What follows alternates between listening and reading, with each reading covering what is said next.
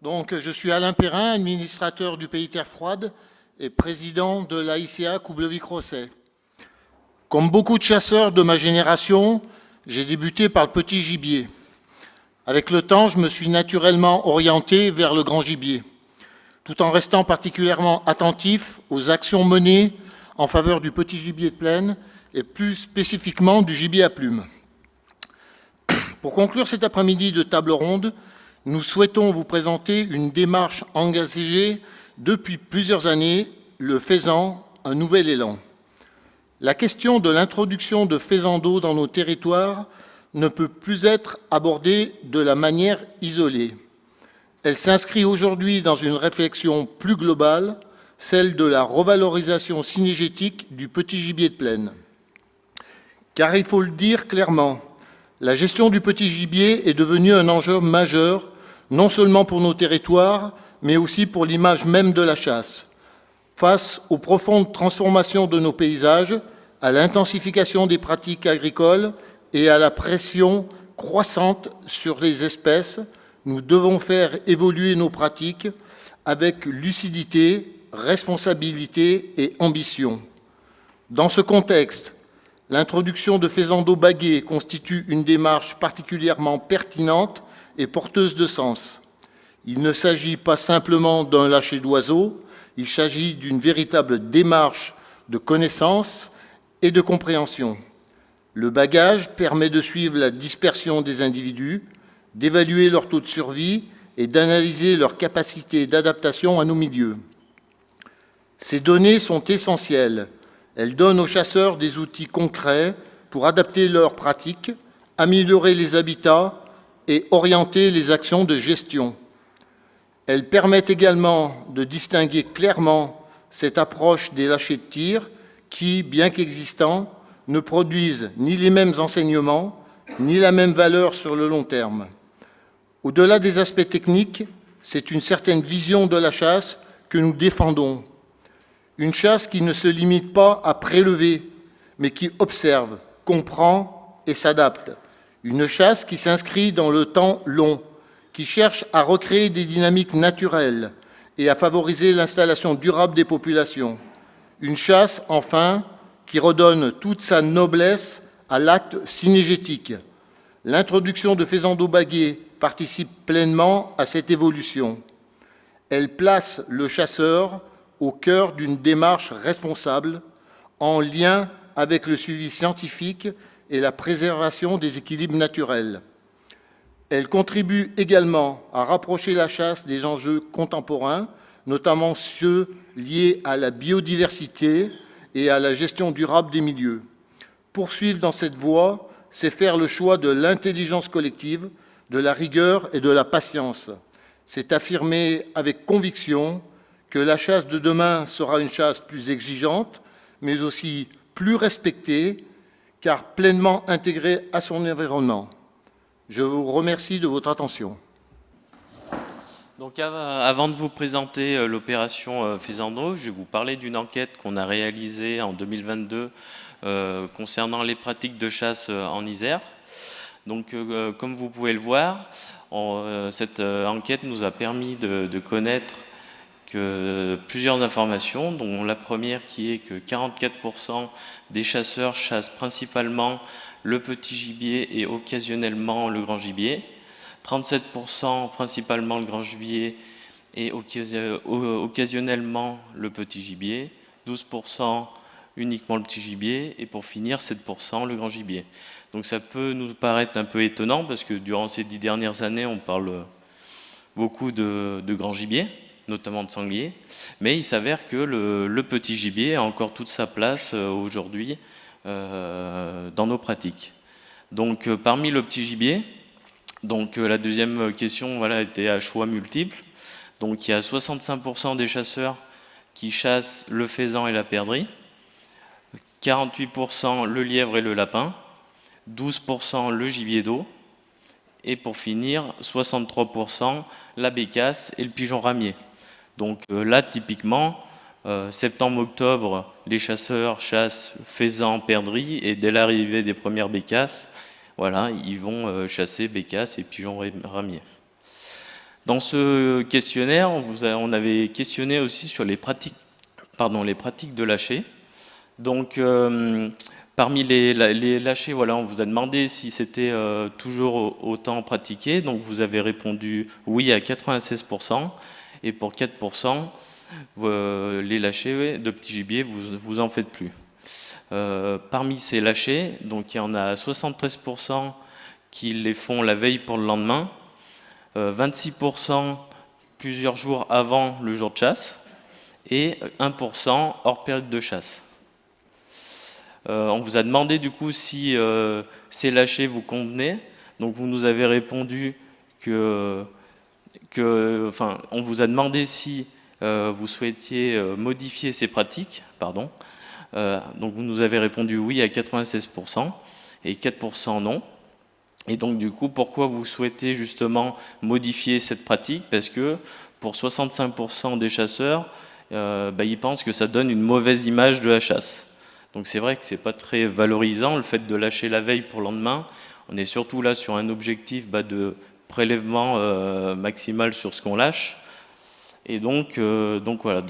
Cette étude nous a permis de connaître que le petit gibier est encore très présent en termes de pratique sur notre département et que les lâchers qui sont pratiqués ne conviennent plus à ce que vous voulez.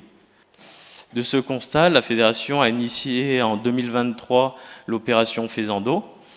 Donc cette opération, en fait, ça consiste à lâcher des faisans l'été, donc fin juillet, début août. Donc ils sont âgés entre 14 et 16 semaines.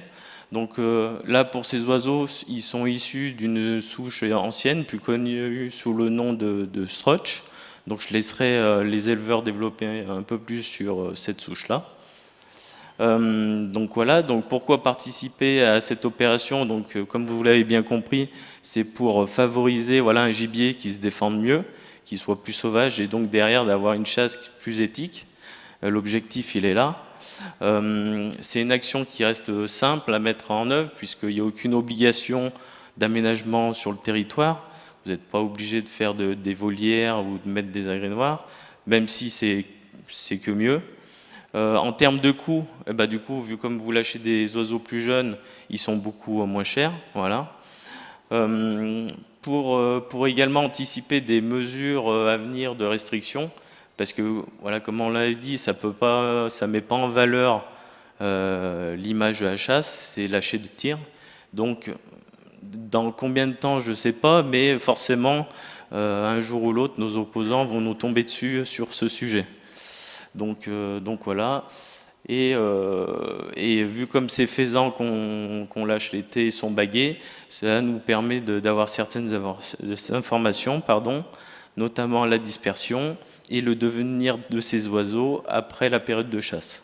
Donc pour la saison qui vient de se terminer, on a lâché l'été dernier 2743 faisans d'eau sur 55 détenteurs. Donc c'est ce que vous pouvez voir sur la carte. Donc on peut voir quand même que les ACCA restent très isolés. Il n'y a pas beaucoup de noyaux qui se sont formés. Donc l'objectif pour les prochaines années, c'est de vraiment constituer des noyaux assez forts, puisqu'on verra par la suite que les faisans se dispersent énormément. Donc voilà pour la saison qui vient de s'écouler. En termes de retour de bagues, donc cette année on a récolté 587 bagues, donc soit un taux de retour de 21%. Donc on sait pertinemment que ce taux de retour c'est un minimum qu'on a. On sait très bien qu'il y a d'autres bagues qui nous ont pas été fournies en discutant avec plusieurs chasseurs. Donc cette année c'est quand même plutôt pas mal. On va essayer d'améliorer ça sur les prochaines années. Donc ce retour a été fait par 107 détenteurs ACCA, dont 3 de la Drôme et 10 de l'Ain. Donc voilà. En termes de dispersion, on en parlait tout à l'heure. Donc en jaune, vous avez les communes qui ont participé sur la campagne 2025. Et en rouge, c'est les ACCA qui ont prélevé à minima un faisan d'eau bagué. Voilà. Donc vous pouvez bien voir, il y a notamment du côté des Avenières, vous pouvez voir que toutes les communes aux alentours en ont profité. Voilà, les oiseaux se dispersent énormément. On peut voir 4 grandes zones comme ça qu'on a identifiées en termes de dispersion. Et donc, vous avez aussi quelques individus qui font bien plus de kilomètres que ça. Donc c'est ce que je vous ai représenté par des flèches.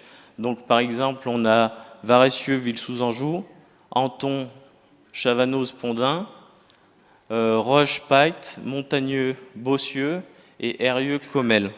Donc voilà, là ça va de 30 jusqu'à environ 50 km.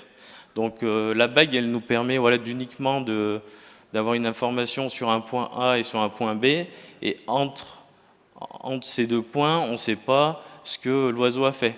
Donc ça sera voilà, une étude sur les autres années qu'on fera. Donc voilà pour la dispersion. En termes de porte-bague, donc on a cette année prélevé des oiseaux qui ont gardé la bague plus d'un an. Donc vous avez quelques exemples comme voilà, un faisan qui a été lâché N-1 sur la CCA de Valencin et qui a été prélevé sur la CCA de Villette de Vienne. Et également la même chose sur la CCA de Véryville, et lui pour le coup, il a été très fidèle à son territoire. Donc il a été prélevé sur Véryville. Et après vous avez la CCA de Four où le faisan a été prélevé à Châteauvillain, Bellegarde-Poussieux, Bouget-Chambalu et Saint-Pierre-de-Bressieux à Comelles. Donc voilà, donc on sait, grâce à ces informations, que les faisans arrivent un an après à survivre. Donc ça, c'est possible grâce à la bague et surtout grâce à vos retours. Donc les ambitions de la fédération par rapport à cette opération, donc c'est d'améliorer le retour d'information, le retour de bague, comme vous l'avez bien compris, de développer ces projets en formant voilà, des noyaux, des lâchers intercommunaux, si on peut dire ça comme ça. Essayez d'en parler avec vos voisins pour vraiment que tout le monde se fasse des échanges. Puis, comme vous avez vu que les faisans font quand même pas mal de kilomètres. Et donc, cette opération, elle répond à ce qu'on a pu voir dans l'enquête qu'on avait fait en 2022. Donc on est sur des faisans qui se défendent forcément beaucoup mieux.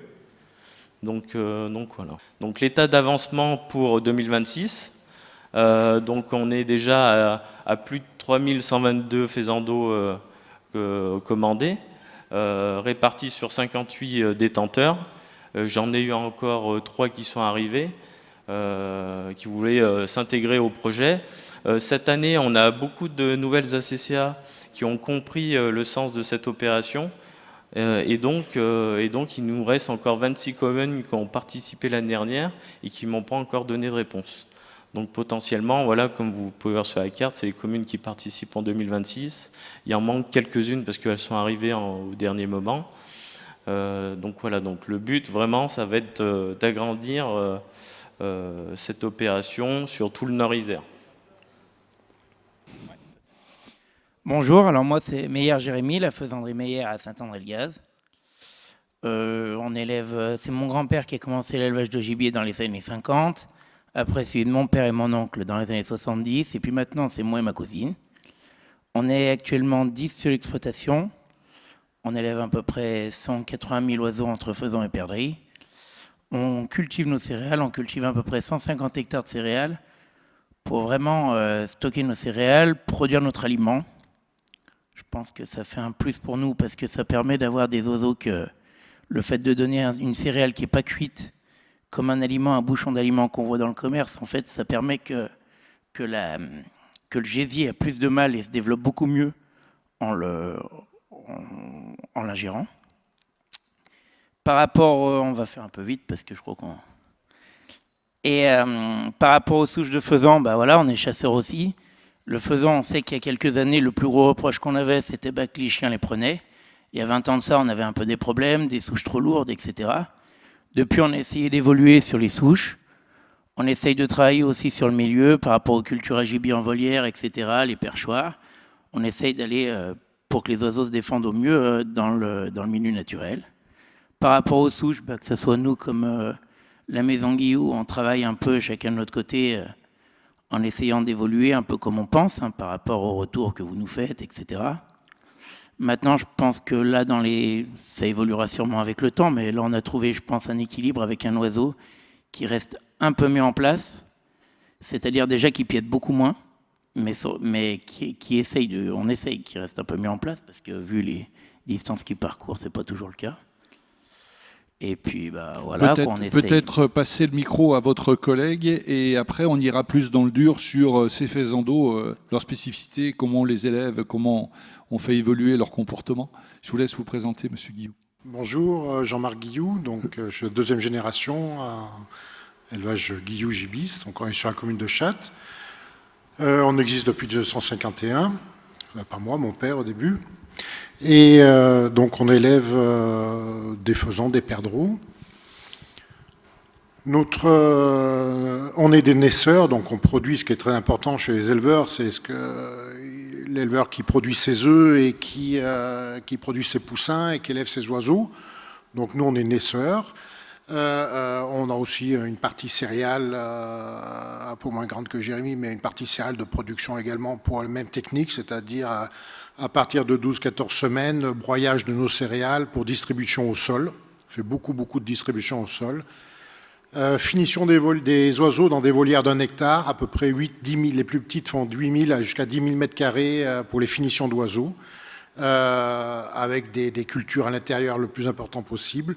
Et pas d'irrigation. On n'irrigue pas volontairement, on n'irrigue plus les volières pour que les oiseaux soient vraiment dans des conditions complètement naturelles. S'il fait chaud, ils ont chaud. Et quand vous les lâchez sur le territoire, ils savent ce que c'est d'avoir chaud et ils ne sont pas sous les jets d'arrosage. Nourrissage au sol, voilà. Et puis on essaye de tendre, on y est déjà depuis quelques années, à la norme de notre profession, c'est-à-dire pour le faisan, un faisan pour 4 mètres carrés, pour éviter qu'il soit en trop grosse densité. Voilà pour les principales choses. Après, on verra plus sur l'histoire du faisan, de cette sélection d'oiseaux qui est, fin de compte, une demande de nos clients déjà depuis 5-6 ans. Donc la démarche de la Fédé, quand on nous a appelé il y a 3 ans, on était super contents, super ravis que la Fédé de l'Isère aille dans la même démarche de nous sans avoir eu de collaboration avant ces 3 ans sur ces oiseaux-là, puisque nos clients nous demandaient un oiseau qui puisse lâcher en été, qui se défende, qui retrouve, ainsi de suite. Donc ça a été une démarche qu'on a menée depuis 5-6 ans sur ces oiseaux. Qu'est-ce qui est particulier justement dans l'élevage de ces oiseaux? Puis après, M. Meyer nous donnera aussi ces techniques si elles sont différentes. Ces oiseaux, donc nous, on a, comme a dit Jérémy, en fin de compte, nous, on suit la demande de nos clients. Donc il y a 20 ou 30 ans, les clients voulaient des oiseaux lourds, qui aient de la viande, ainsi de suite. Bon, on a tous fait pareil, certainement une erreur, mais on était obligé à l'époque, pour survivre, de faire ça. Et donc les oiseaux sont croisés, les différentes espèces de faisans sont croisées, ainsi de suite, pour répondre à la demande des chasseurs. Et donc on est arrivé il y a 10 ans, 5 ans en arrière, 6 ans en arrière, où ces oiseaux commençaient à plus plaire aux faisans, aux chasseurs. Et donc on a recherché une souche pure. Bon, à travers nos clients, des gens qui ont depuis des territoires privés depuis très longtemps, notamment en Sologne, depuis plusieurs générations, on a trouvé un de nos clients qui avait, depuis plusieurs générations, ils produisent leurs propres oiseaux qu'ils chassent eux, et ce fameux faisan Strauss, d'origine pure. Ils ne l'ont jamais croisé depuis peut-être 50 ans qu'ils l'ont, ou 60 ans qu'ils ont cette souche. Ils ne l'ont jamais croisé, c'est ça qui est important. Et donc on a pu récupérer, il a bien voulu nous donner quelques œufs à un moment donné, ou quelques poussins, et on a commencé à les multiplier. Et donc on a gardé cette souche réputée pure. On va lancer des analyses génétiques pour prouver qu'elle est pure. Ça demande beaucoup d'argent et une démarche scientifique. Ça va être lancé dans les années à venir. On a commencé déjà la réflexion. Et on a créé une marque qui s'appelle Pure Chasse, liée à cet oiseau-là. Par contre, le problème dans un élevage comme le nôtre, professionnel, c'est quand vous avez un oiseau pur qui n'a pas été bridé, la femelle, elle ne vous fait pas 80 œufs en reproduction. Elle vous en fait 30-40 maximum. Et donc, il y a beaucoup de contraintes en élevage également de cet oiseau. Et donc on a mené la démarche beaucoup plus loin. Dès la naissance, on apporte un nourrissage instinctif à l'oiseau, des insectes vivants. Vers de farine, petite sauterelle, petit grillon. Dès qu'ils sortent de l'éclosoir, même dans la boîte, on leur met. Et ce qui est incroyable et stupéfiant, on invite tout le monde à venir voir, c'est ils ont un jour, on les pose dans les cercles, on leur jette des poignées de verre, ils se jettent dessus comme des fous. Et donc ce qui n'est pas forcément vrai pour les autres faisans que vous élevez. C'est beaucoup moins marqué. Ils le font, mais c'est beaucoup moins marqué. Et on a remarqué que cette souche de faisans, on les nourrit pendant 3-4 semaines, principalement au verre. Après, on réduit parce qu'il y a un coût important aussi. Et on a remarqué que quand on les met au nourrissage au sol à 8-10 semaines, suivant le climat qu'il y a bien entendu, s'il ne pleut pas trop, on les passe en nourrissage au sol progressivement. Si les faisans ont mangé des vers et des insectes dès le premier jour, vous mettez de la nourriture au sol, ils la picorent immédiatement, sans attendre. Si les oiseaux n'ont pas eu cette démarche d'être nourris instinctivement dès le premier jour avec des insectes, ils ont un temps d'adaptation pour manger au sol. Vous savez, les premières distributions au sol, l'aliment, les céréales vont pourrir. Et il faut continuer pour pouvoir leur remettre cet instinct dans la tête. Et ça, c'est décrit dans beaucoup d'ouvrages d'élevage, des gens passionnés, des hobbies, ainsi de suite. C'est tout à fait décrit, c'est ce principe-là dedans. Ouais. Monsieur Meyer, vous pratiquez la même technique dès le départ ? Alors, nous, on ne fait pas avec les insectes, on fait vraiment avec les céréales. L'épandage au sol aussi qu'on pratique. Et avec vraiment... C'est la même souche ? Alors, sans savoir, sans se consulter, je pense qu'on a une souche qui est vraiment proche à voir les oiseaux de M. Guillou. Au final, l'un comme l'autre, on avait travaillé chacun de notre côté. Mais par rapport aux attentes qu'ont nos clients, je pense qu'on a un peu les mêmes retours. Et au final, on a tapé un peu sur le même oiseau qui a un peu pas le même comportement. Enfin, moi, j'étais sur une souche du faisan dit strokey. M. Guillou, le stroke. Enfin, je pense que c'est juste une question d'appellation un peu.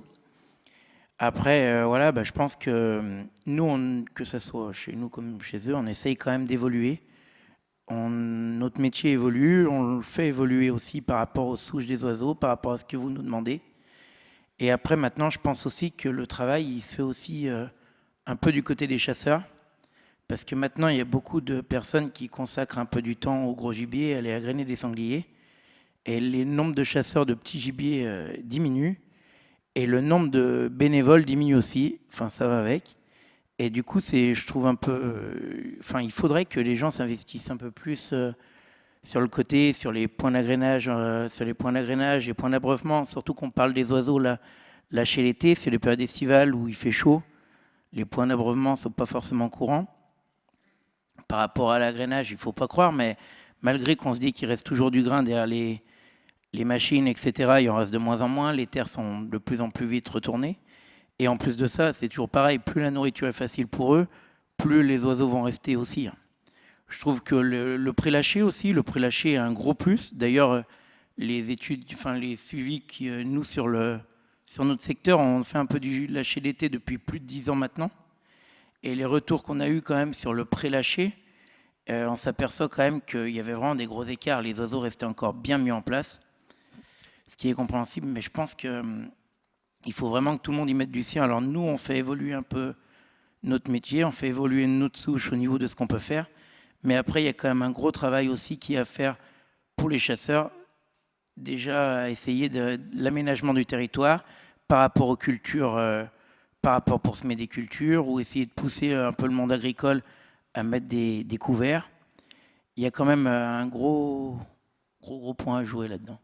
Monsieur Guillou, est-ce que dans vos techniques d'élevage, on peut aussi aider l'oiseau à mieux gérer la prédation des autres espèces ?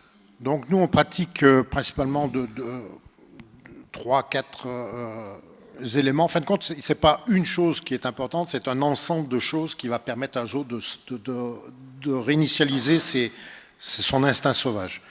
Donc, premièrement, toutes les volières de finition, que je vous dis déjà très grandes, 8000 minimum de mètres carrés, sont isolées. Donc il n'y a pas de voiture, il n'y a pas de route, elles sont complètement isolées. Des cultures à l'intérieur, beaucoup de perchoirs, Et enfin, un effarouchement aux chiens. C'est-à-dire qu'on passe tous les 2 jours, en gros, avec un chien en longe à l'intérieur. On avait envisagé faire passer des faucons ou des choses comme ça avec un fauconnier. Bon, le coût est important, on ne l'a pas fait, mais c'est quelque chose également qui est envisageable dessus. Et aucune lumière artificielle.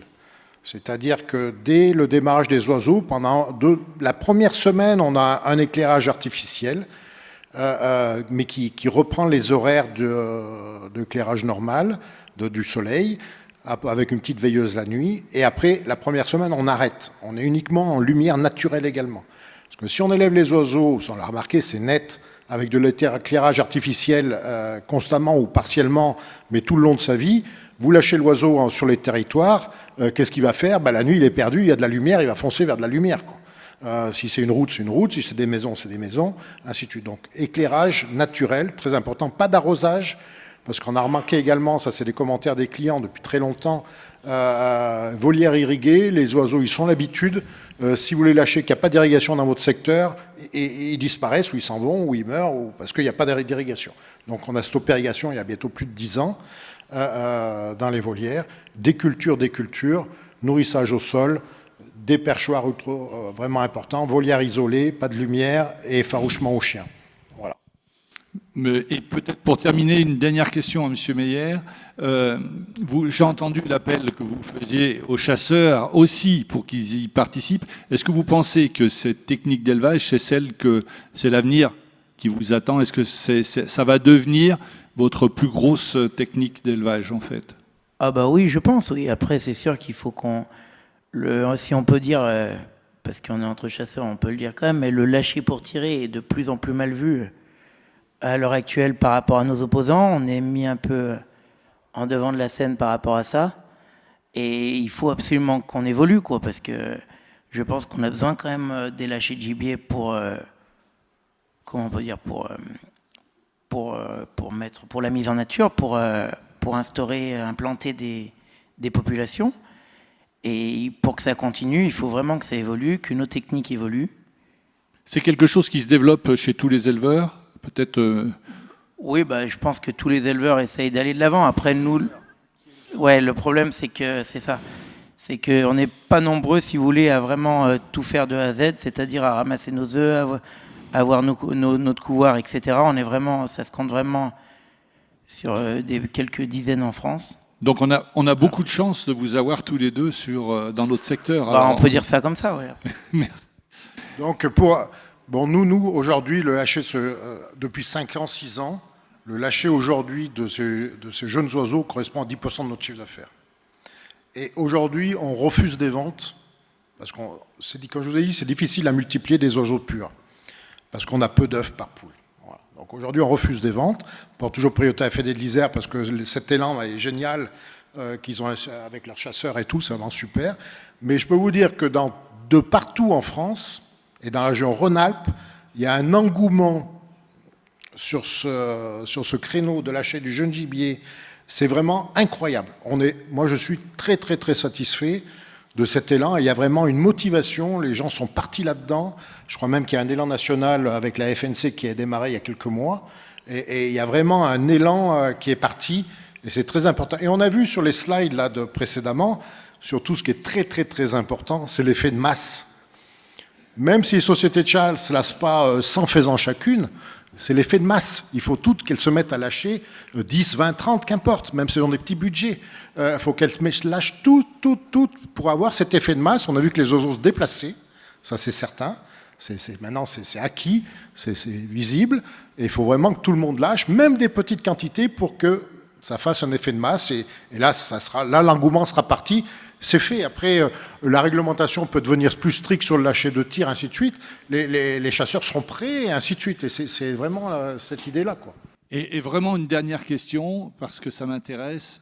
Est-ce que justement ce mouvement, alors soit l'un soit l'autre, vous me répondez ou tous les deux, est-ce que vous pensez, comment vous allez faire pour communiquer, vous, mais aussi les chasseurs, pour faire changer les mentalités des opposants dont vous parlez, Monsieur Meyer?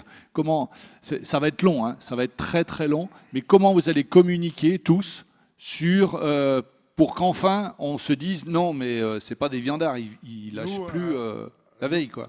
Nous, les éleveurs, nous, on a notre part de job. Hein, c'est vous amener un oiseau que vous attendez, que vous avez besoin, que le monde de la chasse a besoin. Mais après, on a besoin des fédérations des chasseurs, parce que tout l'aspect communication, nous, si on se met à communiquer de façon importante au niveau des éleveurs, on va nous tomber dessus, vous êtes éleveur, vous savez l'histoire. C'est les fédérations ont cet élan, et elles l'ont, de démarrer. La FNC apparemment a aussi cet élan qui démarre à travers des associations départementales, régionales, avec des financements peut-être qui vont arriver. Cet élan est parti, la communication, c'est la partie de la Fédé, de ces associations. Nous, on est là pour produire l'oiseau, modifier les productions s'ils veulent, ainsi de suite. On est là pour s'adapter et amener le produit qui est nécessaire, qu'ils ont besoin, qu'ils ont approuvé et qu'ils trouvent bien. Et la communication, après, c'est la Fédé aussi qui doit faire pour avoir la structure de le faire. Monsieur Meyer, pour conclure. Ce qui serait bien, c'est qu'on ait les mêmes budgets pour faire des études sur le faisan, comme sur les bécasses et pour le lièvre qui ont été faits. Je pense que ça nous aiderait bien pour le suivi et qui nous aiderait après au niveau communication derrière. On va conclure avant la remise des prix. Vous savez qu'il y a une petite remise des prix là pour récompenser certains chasseurs. Donc oui, moi je voudrais insister, hein, ça tombe bien, M. Guillou vient d'en parler, mais pour nous il y a deux aspects fondamentaux sur ces lâchers de faisans d'eau.